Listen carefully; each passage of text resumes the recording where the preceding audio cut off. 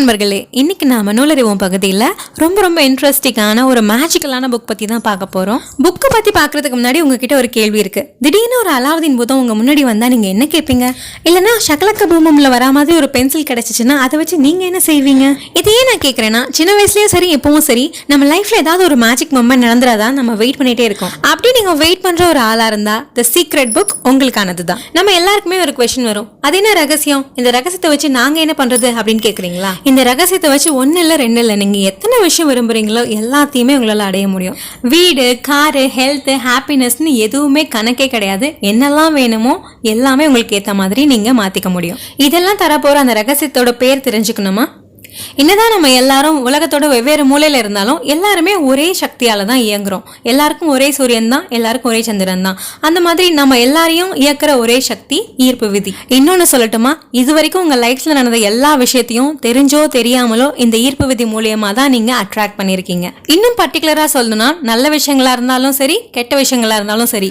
எக்ஸாம்பிளா பார்த்தா, உலகத்துல இருக்கிற 96% பணம் மக்கள் தொகையில இருக்க ஏதோ 1% பீப்புள் கிட்ட மட்டும் இருக்கே. அதுக்கு என்ன ரீசனா இருக்கும் நினைக்கிறீங்க? அதுக்கு முக்கியமான ரீசனா ஆத்தர் சொல்றது இந்த ஈர்ப்பு விதி தான். இந்த ஈர்ப்பு விதி அந்த 1% பீப்புளோட வாழ்க்கையை மாத்தோம்னா நீங்களும் அந்த 1%குள்ள வரலாம். ஃபர்ஸ்ட் நம்ம அதுக்கு ஈர்ப்பு விதினா என்ன, அதை என்ன பண்ணணும்னு புரிஞ்சுக்கணும். லவ்ல நம்ம சொல்லுவோம் ஆப்போசிட் அட்ராக்ட்ஸ் ஈச் அதர்னு. பட் ஈர்ப்பு விதி அப்படி கிடையாதுங்க. இது சேம் எனர்ஜியை தான் அட்ராக்ட் பண்ணும். நம்ம கிட்டே இருந்து வரது பாசிட்டிவ் எனர்ஜியா இருந்தா பாசிட்டிவ் விஷயங்கள் நடக்கும், நெகட்டிவ் எனர்ஜியா இருந்தா நெகட்டிவ் விஷயங்கள் தான் நடக்கும். நம்ம கிட்டே இருந்து வர எனர்ஜி பாசிட்டிவா நெகட்டிவான்னு ஈர்ப்பு விதி எப்படி கண்டுபிடிக்குதுன்னா நம்மளோட எண்ணங்களை வச்சுதான். நம்ம வீட்டுல யூஸ் பண்ற டிவி ஆர் ரேடியோ சிக்னல்ஸ் மாதிரி நம்மளோட எண்ணங்களும் ஒரு அலைவரிசையில டிராவல் பண்ணிக்கிட்டே இருக்கும். அந்த விஷயம் யூனிவர்ஸ்ல இருக்க எந்த அலைவரிசையோட மேட்ச் ஆகுதோ அந்த விஷயம் நமக்கு பொருளா கிடைக்கும். உள்ளுவதெல்லாம் உயர்வுள்ளல், what you think you become, the mind is எவ்ரிதிங்னு எல்லாரும் சொல்ல நம்ம கேள்விப்பட்டிருப்போம். இந்த ஈர்ப்பு விதி சரியா செயல்படுறதுக்கு மிக முக்கிய அடித்தளம் நம்மளுடைய எண்ணங்கள் தான். நம்மள பல பேரு நான் நல்ல விஷயம் தாங்க நினைக்கிறேன் ஆனா நடக்கவே மாட்டேங்குதுன்னு சொல்ல கேள்விப்பட்டிருப்போம். அது ஏன்னு நீங்க உங்களே கேட்டு பார்த்திருக்கீங்களா? நமக்கு என்ன விஷயம் வேணுமோ அதுல அதிகமா ஃபோக்கஸ் பண்ணாம என்ன விஷயம் வேணாமோ அதுல தான் அதிகமா ஃபோக்கஸ் பண்ணிருப்போம். எக்ஸாம்பிளுக்கு, அன்னைக்கு தான் ஒரு அழகான ஒரு ஒயிட் ட்ரெஸ் எடுத்து நம்ம போட்டுட்டு போயிருந்திருப்போம். நம்ம மனசு ஃபுல்லா எதுல இருக்கும், அதுல அழுக்கு பற்றக்கூடாதுன்னு நினைச்சு அதையே நம்ம யோசிச்சுட்டு இருந்திருப்போம். கடைசியில எப்படியாவது யாராவது ஒருத்தங்க சேரடிச்சுட்டு போயிடுவாங்க, இல்ல நாமளே அதை எப்படியாவது அழுக்க ஆக்கிட்டு இருந்திருப்போம். இன்னொரு விஷயம் மெயினா, ஆஃபீஸ்க்கு போகும்போது எத்தனை பேர் நான் சீக்கிரம் போகணும்னு யோசிச்சிருக்கோம். இன்னைக்கு லேட்டா போயிடக்கூடாது அப்படின்றது மட்டும் தான் நம்ம எண்ணமா இருக்கும். ஆஸ் யூஷுவல் லேட்டா தான் போவோம். ஏன்னா நம்ம எண்ணம் ஃபுல்லா அழுக்குலையும் லேட்டுன்ற அலைவரிசையிலையும் டிராவல் பண்ணிட்டே இருக்கிறதுனால கடைசியில அதையே அட்ராக்ட் பண்ணிடுது. இந்த ஈர்ப்பு விதி கிட்டத்தட்ட உங்களுக்கு ஒரு அலாவுதீன் பூதம் மாதிரி தான் செயல்படும். நீங்க என்ன கேட்குறீங்களோ அதை மட்டும் தான் கொடுக்கும். ஒரு டைம் நமக்கு தோணும், நான் லேட்டா போகக்கூடாதுன்னு தானே நினைச்சேன், அழுக்கு படக்கூடாதுன்னு தானே நினைச்சேன், கடன் வேண்டாம் தானே நினைச்சேன் அப்படின்னு நீங்க கேட்கலாம். ஈர்ப்பு விதி ரொம்ப ஸ்ட்ரைட் விதி. உங்களுக்கு வேணுமா வேணாமான்றத பத்திலாம் அதுக்கு அக்கறை இல்லை. நீங்க என்ன கேட்குறீங்களோ அதுதான் அதுக்கு முக்கியம். இது என்னங்க போங்கா இருக்குன்னு கூட நீங்க கேட்கலாம். பட் உலகமே அப்படிதானங்க டிஃபைன் ஆயிருக்கு, எல்லாமே ஃபிக்ஸ்டு தான். எக்ஸாம்பிளுக்கு நம்ம புவியீர்ப்பு விதியும் அப்படிதானே. ஒரு நல்லவன் கீழே குதிச்சாலும் கெட்டவன் கீழே குதிச்சாலும் ரெண்டு பேருக்குமே அடிப்படும். ஸோ ஈர்ப்பு விதி ஸ்ட்ரைட்டா தான் வேலை செய்யுதுன்னு தெரிஞ்சிருச்சு.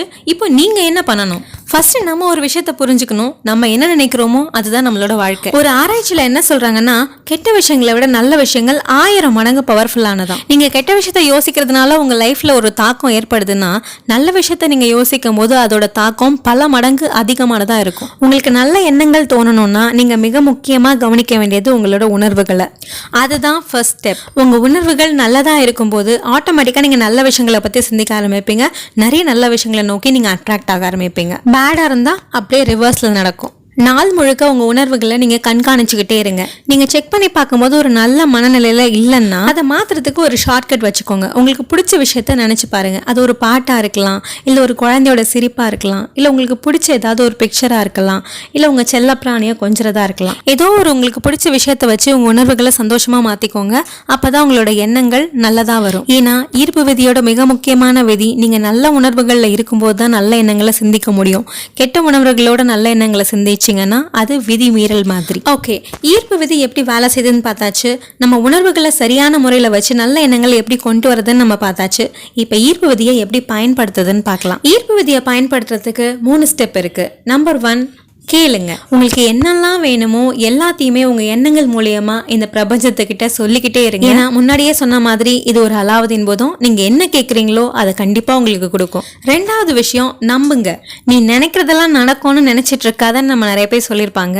நானும் அதை தான் சொல்றேன். நீங்க நினைக்கிறதெல்லாம் நடக்காது, பட் நீங்க ஒரு விஷயத்த நம்பினீங்கன்னா அது கண்டிப்பா நடக்கும். நாம இந்த பிரபஞ்சத்துல ஒரு விஷயத்த வேணும்னு கேட்கறது அமேசான்ல ஆர்டர் பண்ற மாதிரி. அமேசான்லயோ பிளிப்கார்ட்லயோ உங்களுக்கு வேணும்ன்ற பொருளை நீங்க ஆர்டர் பண்றீங்க, அது வருமா வராதான்லாம் உங்களுக்கு எந்த சந்தேகமும் வரது. அதே மாதிரிதான் யூனிவர்ஸும் உங்க எண்ணங்கள் மூலியமா கேட்கிற பொருள் கண்டிப்பா உங்களை வந்து சேரும். ஒருவேளை டிலே ஆச்சுன்னா கூட அது ஜஸ்ட் டெலிவரி டிலே தான், பட் வந்துட்டு இருக்கு. 3வது ஸ்டெப் பெறுங்கள். ஃபர்ஸ்ட் 2 ஸ்டெப்பையும் ஒழுங்கா பண்ணாலே 3வது ஸ்டெப்பு தானா நடக்குமா. நல்ல எண்ணங்களோட நல்ல உணர்வுகளோட ஒரு விஷயத்த பத்தி நீங்க யோசிச்சுட்டே இருந்தீங்கன்னா அது கண்டிப்பா உங்ககிட்ட சேர்ந்தே தீரும். இப்ப பார்த்த செக்ஷன்ல எப்படி ஈர்ப்பு விதியை யூஸ் பண்றதுன்னு நம்ம பார்த்தோம். இன்னும் எஃபெக்டிவா எப்படி யூஸ் பண்றதுன்றத அடுத்த ஸ்டெப்ல பார்க்கலாம். அதுல நம்பர் 1, உங்களுக்கு வேண்டிய விஷயங்கள்ல உங்க சிந்தனைகள்ல நீங்க நினைச்சு பார்த்துட்டே இருக்கணும். ஒரு விஷயத்தையோ ஒரு பொருளையோ ஒரு நிகழ்வையோ நீங்க நினைச்சு பார்க்க அந்த விஷயம் உங்களுக்கு அப்படியே நடக்கும். 2வது effective way, the pruning shears of revision அப்படின்ற புக்ல ஒரு வழி சொல்லியிருக்காங்க. இது ஒரு டெய்லி பிராக்டிஸாவே பண்ணணும். டெய்லி நைட் தூங்க போகும்போது அன்னைக்கு நடந்த எல்லா விஷயங்களையும் நீங்க நினைச்சு பாருங்க. அன்னைக்கு நடந்த ஏதோ ஒரு விஷயம் உங்களுக்கு பிடிக்காத மாதிரி நடந்துச்சுன்னா அது எப்படி நடந்திருந்தா உங்களுக்கு நல்லா இருக்கும்னு உங்களுக்கு தோணுதோ அந்த மாதிரி அந்த விஷயத்த நினைச்சு பாருங்க. திருப்பி அதே மாதிரி ஒரு சிச்சுவேஷன் வரும்போது அந்த விஷயம் நீங்க நினைச்ச மாதிரி உங்களுக்கு சந்தோஷம் தர மாதிரியான விஷயமா மாறும். 3வது ரொம்ப முக்கியமான ஒரு விஷயம் நன்றி உணர்வோட இருக்கிறது. இந்த நன்றி உணர்வோட இருக்கும்போது ஈர்ப்பு விதி உங்ககிட்ட பயங்கரமா அட்ராக்ட் ஆகுது. ஒருவேளை நீங்க இந்த புக்கை வாங்கி படிச்சுட்டு ஏதாவது ஒரு விஷயத்தை தான் நான் ஃபாலோ பண்ணுவேன் அப்படின்னு நீங்க நினைச்சீங்கன்னா இந்த நன்றி உணர்வை ஃபாலோ பண்ணலாம். நிறைய செலிபிரிட்டிஸ் அவங்க பேசும்போது ஐ ஃபீல் ரியலி கிரேட்ஃபுல் அப்படின்னு தான் நிறைய பேர் சொல்ல நம்ம கேள்விப்பட்டிருக்கோம். நாமளும் நம்ம கிட்ட இருக்க சின்ன சின்ன விஷயங்களை நினைச்சு சந்தோஷப்படும் போது நன்றி உணர்வோட நடந்துக்கும் போது நமக்கு நிறைய சந்தோஷம் தரக்கூடிய விஷயங்கள் நடக்குது. ஒருவேளை இந்த புக்ல இருக்கிற விஷயங்கள் உங்களுக்கு உடன்பாடு இருந்துச்சுன்னா இந்த புக்குக்கு கூட நீங்க நன்றி சொல்லலாம். 4வது இம்பார்ட்டன்ட் ஸ்டெப், விஷுவலைசேஷன். இதுவுமே ஈர்ப்பு விதியை நல்லா யூஸ் பண்றதுக்கான ஒரு எஃபெக்டிவ் வே. ஆனா இது ஒரு பெரிய மாய மந்திரமே கிடையாதுங்க. இதுவுமே நம்ம டெய்லி லைஃப்ல நம்ம பண்றது தான். இப்போ யாரும் ஒரு ஆப்பிள் நினைக்காதீங்க அப்படின்னு சொன்னா எல்லாருக்குமே கண்ணு முன்னாடி ஆப்பிள் தான் வரும். அதுதான் விஷுவலைசேஷன். இந்த ஈர்ப்பு விதி பத்தி தெரிஞ்சு நிறைய டீச்சர்ஸ் அண்ட் குருஸ் இந்த விஷயத்தை தான் அதிகமா சொல்லி கொடுக்குறாங்க. த மாஸ்டர் கீ சிஸ்டம் அப்படின்ற புக்ல விஷுவலைசேஷனை எப்படி 24 வீக்ஸ்ல சூப்பரா பிராக்டிஸ் பண்றது அப்படின்றத தெளிவா சொல்லியிருக்காங்களாம். காட்சிப்படுத்தி பாக்குறதுன்ற இந்த விஷயம் எப்படி நடக்குதுன்னு தெரிஞ்சுக்கிறதுக்காக ஒலிம்பிக் பிளேயர்ஸை வச்சு ஒரு டெஸ்ட் பண்ணியிருக்காங்க. அதுல ஒலிம்பிக் பிளேயர்ஸை அவங்க மனசுக்குள்ள கிரவுண்ட்ல ஓடுற மாதிரி இமேஜின் பண்ணி பார்க்க சொல்லியிருக்காங்க. நார்மலா ஒரு பிளேயர் கிரவுண்ட்ல ஓடும்போது என்னென்னலாம் அவங்க உடம்புல சேஞ்சஸ் நடக்குமோ அது எல்லாமே அவங்க இமேஜின் பண்ணும் போதும் நடந்திருக்கு. இன்னும் சொல்லணும்னா விமானம் கண்டுபிடிச்ச ரைட் பிரதர்ஸ், பிலிம் ரோல் கண்டுபிடிச்ச ஜார்ஜ் ஈஸ்ட்மேன், எடிசனோட லைட்னு எல்லாமே அவங்க மனசுல விஷுவலைஸ் பண்ணதோட அவுட்புட் தான். நீங்க கூட உங்களுக்கு பிடிச்ச விஷயத்தோட போட்டோவோ இல்லைன்னா ஒரு டிராயிங்காவோ வரைஞ்சு வச்சு அதை அடிக்கடி பார்த்துட்டே இருக்கும்போது அந்த விஷயங்கள் இன்னும் சீக்கிரமா உங்ககிட்ட அட்ராக்ட் ஆகும். இப்படி விஷுவலைஸ் பண்ணும்போது உங்களுக்கு என்ன எண்ட் ரிசல்ட் வேணுமோ அதை தான் நீங்க யோசிக்கணும். ஒரு கார் வேணும்னா காரை பத்தி தான் யோசிக்கணும். ஒரு வீடு வேணும்னா வீடை பத்தி தான் யோசிக்கணும். அந்த கார் எப்படி வரும் அப்படிங்கறத பத்திலாம் யூனிவர்ஸ் பார்த்துக்கும். ஸோ அந்த எண்ட் ரிசல்ட் அடைகிறதுக்கு உங்களுக்கு எத்தனை ஸ்டெப் வேணும்னாலும் தேவைப்படலாம். ஆனால் நீங்கள் பண்ண வேண்டியது ஃபர்ஸ்ட் ஸ்டெப்பை நம்பிக்கையோடு எடுத்து வைக்கிறது தான். இது வரைக்கும் நாம் ஈர்ப்பு விதியை எப்படி யூஸ் பண்ணுறது, எஃபெக்டிவாக எப்படி யூஸ் பண்ணுறது அப்படின்லாம் பார்த்தோம். இதுக்கு மேலே ஈர்ப்பு விதியை யூஸ் பண்ணி ஒன்றா எப்படி அட்ராக்ட் பண்ணுறது, பணத்தை எப்படி அட்ராக்ட் பண்ணுறது, ஹெல்த்தை எப்படி அட்ராக்ட் பண்ணுறது, ஒரு ரிலேஷன்ஷிப்பை எப்படி அட்ராக்ட் பண்ணுறது அப்படின்லாம் பார்க்கலாம். இன்னைக்கு சூழலில் எல்லாருக்குமே மிக முக்கியமாக தேவையாக இருக்கிறது பணம். அந்த பணத்தை எப்படி அட்ராக்ட் பண்ணுறது, பணம் சம்பாதிக்கிறத பத்தி உங்களுக்கு என்ன மாதிரியான சிந்தனை இருக்குன்னு ஒரு நிமிஷம் யோசிச்சு பாருங்க. அவ்வளோ பணமா கண்டிப்பா சம்பாதிக்க முடியாது. பணம் இருக்கிறவங்க எல்லாம் கெட்டவன். 4 பேரை ஏமாத்தினாதான் நம்ம கிட்ட பணம் வரும். அந்த மாதிரி பணத்தை பத்தி எல்லாமே எதிர்மறையான சிந்தனைகள் தான் நம்ம வச்சிருக்கோம். ஒருவேளை பணம் வேணும்னு நினைச்சா கூட அதை நம்ம எதிர்மறையா தான் யோசிக்கிறோம். எனக்கு கடனே இருக்கக்கூடாது, கடன் இல்லாம நான் இருக்கணும், அப்படிதான் நிறைய பேர் யோசிக்கிறோம். நீங்க கடன் சொல்ல அலாவுதீன் போது என்ன நினைக்கும், ஓகே இவருக்கு கடன் தான் ரொம்ப பிடிச்சிருக்கு போல இருக்குன்னு அள்ளி அள்ளி கொடுக்கும். ஸோ ஃபர்ஸ்ட் அந்த எண்ணத்தை தூக்கி போடுங்க. உங்களுக்கு என்ன வேணும், பணம் தானே வேணும். பணத்தை பத்தி யோசிங்க. பணம் உங்களுக்கு எவ்வளோ வேணும்னு யோசிங்க. பணம் உங்ககிட்ட வந்துருச்சுன்னா நீங்க எப்படி இருப்பீங்கன்னு யோசிங்க. முன்னாடி சொன்ன டெக்னிக்ஸை யூஸ் பண்ணிக்கோங்க. ஃபர்ஸ்ட் பணம் வேணும்னு கேளுங்க, பணம் வருதுன்னு நம்புங்க, பணத்தை வாங்கிக்கோங்க. பணம் நம்ம கிட்ட இருந்தா எப்படிலாம் இருக்கும்னு நினைச்சு பாருங்க. ஆட்டோமேட்டிக்கா பணம் உங்ககிட்ட வந்து சேரும். இன்னும் முக்கியமான விஷயம், பணம் வேணும்னு நினைக்கிற அளவுக்கு கொடுக்கணும்னு நினைங்க. ஓகே, ஒரு சிலருக்கு பணம் எல்லாமே நல்லா தான் இருக்கும், ஆனால் ரிலேஷன்ஷிப்பு சரியா இருக்காது. அவங்க எப்படி ரிலேஷன்ஷிப்பை ஈர்ப்பு விதி யூஸ் பண்ணி சரி பண்ணிக்கிறது? முன்னாடியே சொன்ன மாதிரி நீங்க தான் உங்க வாழ்க்கையோட சிருஷ்டிகர்த்தா. நீங்கள் என்ன நினைக்கிறீங்களோ அதுதான் உங்களுக்கு நடக்கும். நீங்கள் உங்களை விரும்புனீங்கன்னா உங்களை சுற்றி இருக்கவங்களும் உங்களை விரும்ப ஆரம்பிப்பாங்க.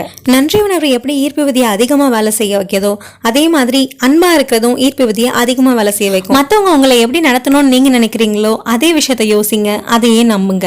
எல்லாரும் என்கிட்ட அன்பாக நடந்துக்கிறாங்க, எல்லாரும் என்கிட்ட மரியாதை நடந்துக்கிறாங்கன்னு நினச்சிக்கிட்டே இருங்க, அதுதான் நடக்கும். நீங்கள் ஒரு ரிலேஷன்ஷிப்பில் இருக்கீங்க, 2 பேருக்கும் ஒத்து வரலன்னா முதல்ல அவங்கள பற்றி பிடிக்காத விஷயங்களை நினைக்கிறத விட்டுட்டு அவங்க கிட்ட இருக்கிற பாசிட்டிவான விஷயங்களை பற்றி ஒரு நோட்டில் எழுத ஆரம்பிங்க. அவங்கள பற்றின பாசிட்டிவான விஷயங்களை எழுத அவங்கள பற்றி இருக்கிற உங்களுக்கான நெகட்டிவான தாட்ஸ் போயிடும். ஸோ ஆட்டோமேட்டிக்காக உங்கள் ரிலேஷன்ஷிப் பேலன்ஸ் ஆகிடும். அடுத்த முக்கியமான விஷயம் ஹெல்த். இப்போ நிறைய பேர் ஹெல்த் இஷ்யூஸை ஃபேஸ் பண்ணிட்டு இருக்காங்க. அவங்க ஈர்ப்பு விதியை யூஸ் பண்ணி எப்படி அவங்க ஹெல்த்தை மேம்படுத்திக்கிறது. ஈர்ப்பு விதி சரியாக வேலை செய்யுது அப்படின்றதுக்கான நடைமுறை எக்ஸாம்பிள் தான் இந்த பிளாஸ்போ டேப்லெட்ஸ். இந்த டேப்லெட் நம்ம உடம்புல எந்த விதமான எஃபெக்டையும் ஏற்படுத்தாது. ஆனால் ஒரு பேஷண்ட் இது நம்ம வியாதியை குணப்படுத்துறதுக்கான டேப்லெட் தான் அப்படின்னு நினைச்சு அதை போடும்போது கண்டிப்பாக அது உடம்புல போய் மாற்றங்களை உண்டு பண்ணுது. உடம்பு தானாகவே ரெக்கவர் ஆக ஆரம்பிக்குது. ஏதாவது பிரச்சனை டாக்டர் கிட்ட போனாலே முதல்ல அவங்க சொல்றது ஸ்ட்ரெஸ் ஆகாதீங்க அப்படின்றது. நம்ம சந்தோஷமான மனநிலையில இருந்தாலே நம்ம உடம்புக்கு வர பிரச்சனைகள்லாம் தானாவே சரியாயிடும். எனக்கு கைவலி இருக்கு, கால்வலி இருக்கு, இப்படி ஆகிடுமோ அப்படி ஆகிடுமோன்னு யோசிக்காம நல்லா இருக்கேன், ஆரோக்கியமா இருக்கேன் அப்படின்னு நினைச்சுக்கிட்டே இருங்க, நீங்க ஆரோக்கியமா தான் இருப்பீங்க. பிளாஸ்மோ எஃபெக்ட் படி பார்த்தா ஒண்ணுமே இல்லைனாலும் நம்பிக்கை மட்டும் இருந்தா போதும், நம்ம உடம்பு ஆட்டோமேட்டிக்கா குணமாயிடும், நம்ம ஆரோக்கியமா தான் இருப்போம். அகைன் நம்ம எண்ணங்கள் மேல நம்ம ஃபோக்கஸ் பண்ணணும். ஏன்னா யூனிவர்ஸ் இஸ் லிசனிங். ஓகே, இது வரைக்கும் நமக்கு தேவையான விஷயங்கள் எல்லாம் நம்ம எப்படி அட்ராக்ட் பண்றதுன்னு பார்த்துட்டோம். இதை வச்சு உலகத்துக்கு ஏதாவது பண்ண முடியுமா அப்படின்னு யோசிச்சிங்கன்னா அதுவும் பண்ண முடியும். உதாரணத்துக்கு நார்மலா ஒரு தேர்தல் வருதுன்னா நம்ம யார் ஜெயிக்கணுமோ அவங்கள பத்தி யோசிக்காம ஜெயிக்க கூடாதவங்களை பத்தி தான் அதிகமா யோசிச்சிருப்போம். பார்த்தா அவங்களே அந்த கட்சியில வின் பண்ணிடுவாங்க. ஏன்னா ஈர்ப்பு விதியில ஒரு விஷயத்த எதிர்க்கும் போது அது அதிகமா வலுக்கும். ஸோ எல்லாருமே உலகத்துல இருக்கிற பிரச்சனைகள் அதிகமா ஃபோக்கஸ் பண்ணாம நம்பிக்கை, அமைதி, கல்வின்னு இந்த மாதிரி விஷயங்கள்ல ஃபோக்கஸ் பண்ணும்போது கெட்டது ஆட்டோமேட்டிக்காவே குறைஞ்சிடும்னு சொல்றாங்க. அதனால தானே என்னவோ அன்னை தெரசா ஒரு தடவை போருக்கு எதிராலாம் என்ன போராட கூப்பிடாதீங்க, அமைதி பேரணினா கூப்பிடுங்க, நான் கலந்துக்கிறேன்னு சொன்னாங்களாம். அடுத்து நம்ம பார்க்க போறது நம்மளுக்கான ரகசியம். நம்ம என்னதான் பார்க்கறதுக்கு மனித உடல்ல இருந்தாலும் நம்மளையும் எடுத்துட்டு போய் ஒரு சக்தி வாய்ந்த மைக்ரோஸ்கோப்க்கு கீழே வச்சு பார்த்தா நம்ம உடம்புலையும் ஒரு ஆற்றல் தான் போய்கிட்டு இருக்குமா. நாம மட்டும் இல்ல, வானம், கடல், பிரபஞ்சம், மீன், தண்ணின்னு எல்லாமே ஒரே ஆற்றல்ல தான் இயங்கிக்கிட்டு இருக்கான். ஆற்றல்னா என்னன்னு குவாண்டம் பிசிக்ஸ்ல சொல்றதுக்கும் கடவுள்னா என்னன்னு கடவுள் பத்தி ஆராய்ச்சி பண்றவங்க சொல்றதுக்கும் ரெண்டுமே நிறைய சிமிலாரிட்டிஸ் இருக்கான். ஒரு ஆற்றல் எப்பவுமே இருக்கு, இருந்துகிட்டே இருக்கு, அதை ஆக்கவோ அழிக்கவோ முடியாது. அதே மாதிரிதான் கடவுள்னு சொல்லும் போதும் அது எப்பவுமே இருக்கு, இருந்துகிட்டே இருக்கு, அதை ஆக்கவோ அழிக்கவோ முடியாது. ஸோ சயின்ஸ் படி பார்த்தாலும் இல்ல கடவுள் பேர்ல சொன்னாலும் நம்ம ஒரு ஆற்றல் இல்லைன்னா ஒரு சக்தியோட ரெப்ளிகேஷன் தான். ஸோ நம்மளோட மனசக்தி பிரபஞ்சத்தோட மனசக்தியோட கனெக்ட் ஆகும்போது நம்மளோட எண்ணங்கள் எல்லாமே உண்மையாகுது. இதையே தான் கடவுள் பேர்லயும் சொல்றாங்க. ஒரு நம்பிக்கையான வழிபாடு தான் நம்ம கேட்டதை நமக்கு கொடுக்குது. எப்படி பார்த்தாலும் நம்ம எண்ணங்கள் தான் நம்ம கேட்கறத நமக்கு கொடுக்குது. அப்படி பார்த்தா உங்க அனுமதி இல்லாம உங்க விதியை யாரும் எழுத முடியாது. நீங்க தான் உங்க லைஃபோட கிரியேட்டர். உங்களுக்கு என்ன வேணுமோ அதை நீங்க டிஃபைன் பண்ணுங்க, நீங்க கேளுங்க, அதை நீங்க வாங்கிக்கோங்க. இதை நீங்க முயற்சி பண்ணும்போது எவ்வளவு நேரத்துல உங்களுக்கு இதெல்லாம் கிடைக்கும்னா அது 1 செகண்ட் கூட ஆகலாம், இல்ல 1 மாசம் கூட ஆகலாம். நீங்க எவ்வளவு தீவிரமா இதை முயற்சி பண்ணி பயிற்சி பண்ணி நம்பிக்கையோட நல்ல உணர்வுகளோட நல்ல எண்ணங்களோட நீங்க வேண்டியதை கேட்குறீங்களோ அவ்வளோ சீக்கிரம் நீங்க பிரபஞ்சத்து கூட கனெக்ட் ஆகி அவ்வளோ சீக்கிரம் உங்களுக்கான பொருட்கள் சேரும். எல்லாருமே வேண்டியதெல்லாம் கேட்டா பிரபஞ்சத்துல பொருட்கள் காணா போயிடாதா இல்ல குறைஞ்சிட்டாதான்னு கேட்டா அப்படிலாம் இல்லை. அது ஒரு அக்ஷய பாத்திரம் மாதிரி, அல்ல குறையாது. இது எல்லாத்தையும் கேட்டுட்டு என்னால இது பண்ண முடியுமா, என்னால இது பண்ண முடியாதுன்னு நீங்க யோசிச்சா அதுவும் நடக்கும். ஏன்னா அதுவும் உங்களோட ஒரு படைப்பு தான்.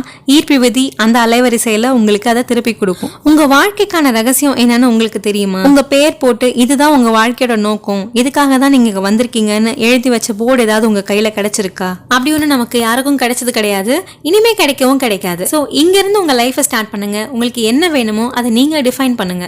எப்பவுமே மகிழ்ச்சியா இருங்க. ஏன்னா உங்களுக்கு என்ன பண்ண ஹாப்பியா இருக்குமோ அதை பண்ணும்போது இன்னும் நிறைய மகிழ்ச்சியான விஷயங்கள் உங்களை நோக்கி அட்ராக்ட் ஆகும். ஏன்னா நம்ம சில நேரம் யோசிச்சிருப்போம், இந்த பிரம்மன் என்ன மனநிலையில என்னோட வாழ்க்கையை எழுதினார்னே தெரியல, இவ்வளவு பிரச்சனையா இருக்குன்னு யோசிச்சிருப்போம். இங்க நான் பிரம்மன் தான் எழுதினார்னு சொல்ல வரல, பிரம்மனாவே இருந்தாலும் மனநிலை சரியில்லைன்னா தப்பா தான் எழுதுவார். இப்போ உங்களோட வாழ்க்கையோட பிரம்மன் நீங்க தான். ஸோ நல்ல மனநிலையை முதல்ல வளர்த்துக்கோங்க. அதுக்கப்புறம் உங்களுக்கு தேவையான விஷயங்களை ஈர்க்க ஆரம்பிங்க. ஒருவேளை இந்த புக்கை நீங்க வாங்கி படிக்கிறீங்க இல்ல இந்த வீடியோவை நீங்க கேக்குறீங்கன்னா இதுதான் நீங்க இந்த நிமிஷத்துல அட்ராக்ட் பண்ணிருக்கீங்க. இதுல சொல்லிருக்க விஷயங்கள் சரி உங்களுக்கு சந்தோஷம் தரும்னு தோணுச்சுன்னா யூஸ் பண்ணுங்க, தோணலைன்னா யூஸ் பண்ணாதீங்கன்னு சொல்றாங்க. உங்களுக்கு எந்த விஷயம் ஒத்து வருதோ அந்த விஷயத்த யூஸ் பண்ணுங்க. இந்த புக்கை ஃபுல்லா படிச்சு தெரிஞ்சிட்டதுக்கு அப்புறம் நீங்க என்ன பண்ணணும்னு நினைக்கிறது உங்க கையில தான் இருக்கு. ஏன்னா உங்க லைஃபை நீங்க தான் கிரியேட் பண்ண போறீங்க.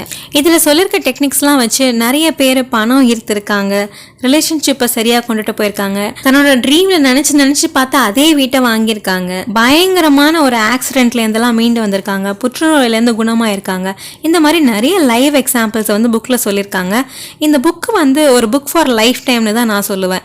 இதுல வந்து ஈர்ப்பு விதியோ இல்ல கடவுளோ ஏதோ ஒரு விஷயத்த நீங்க எடுத்துட்டு பாத்தீங்கன்னா கூட இதுல சொல்லிருக்க விஷயங்களை நீங்க ஃபாலோ பண்ணீங்கனாலே ஆட்டோமேட்டிக்கா உங்க லைஃப் வந்து மேல வரும். எண்ணம் போல் வாழ்க்கைன்னு சொன்னதுக்கான ஒரு ஃபுல் மீனிங் இந்த புக்கை படிச்சதுக்கு அப்புறம் உங்களுக்கு தெரிய வரும். இந்த புக் சம்மரி பிடிச்சிருந்தா கேன் தாட்ஸ் யூடியூப் சேனலுக்கு சப்ஸ்கிரைப் பண்ணுங்க. இந்த ரகசியத்தை நீங்களும் உங்க நண்பர்கள் கூடயும் உறவினர்கள் கூடயும் பகிர்ந்துக்கோங்க. இந்த ஈர்ப்பு விதி ஃபாலோ பண்ணி வர சக்சஸ் ஸ்டோரியை கமெண்ட்ல ஷேர் பண்ணிக்கோங்க. இன்னும் நிறைய விஷயங்களை தெரிஞ்சுக்க புக்கோட லிங்க் டிஸ்கிரிப்ஷன்ல கொடுத்திருக்கோம். வாங்கி படிச்சு என்ஜாய் பண்ணுங்க, சக்சஸ் ஆகுங்க. நன்றி.